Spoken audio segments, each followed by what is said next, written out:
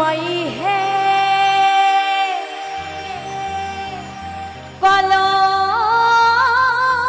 কলঙ্কিনী রাধা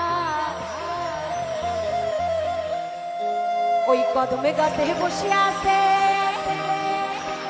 কদম গাছে কে বসে আছে? দিলেন তো গালাগালি দিয়ে। এবার আমি বললে কিচ্ছু হবে না। ওই কদমে গাছে বসে আছে কানু হারাম জাদা জলে না যাইও মাই তুই জলে না যাইও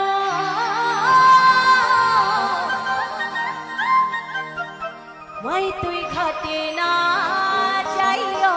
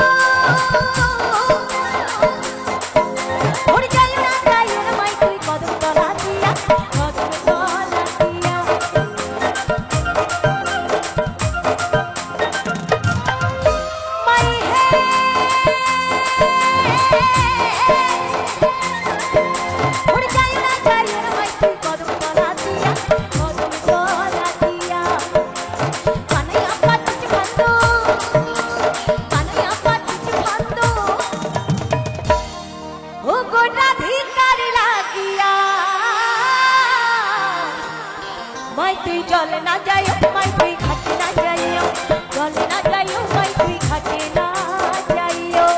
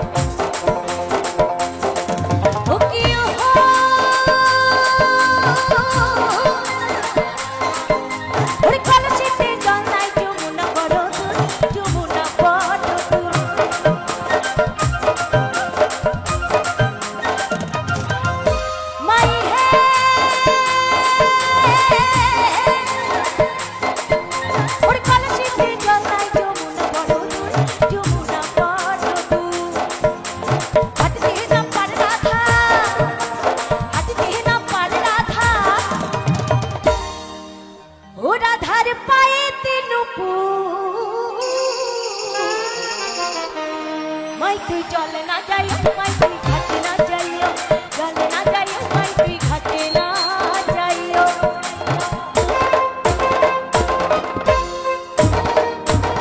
তালে তালে সকলে মিলে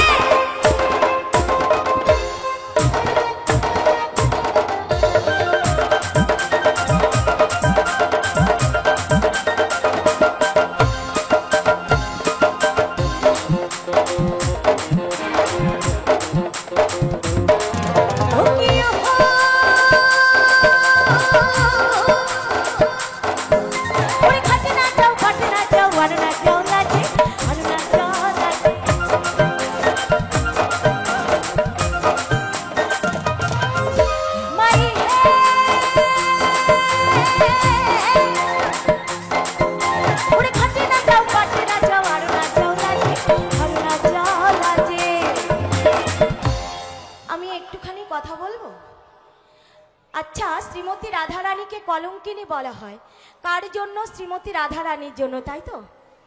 বেশি কথা বলবো না। শ্রীমতী রাধারানী কলঙ্কিনী হয়েছিল, বোকা ছিল তাই।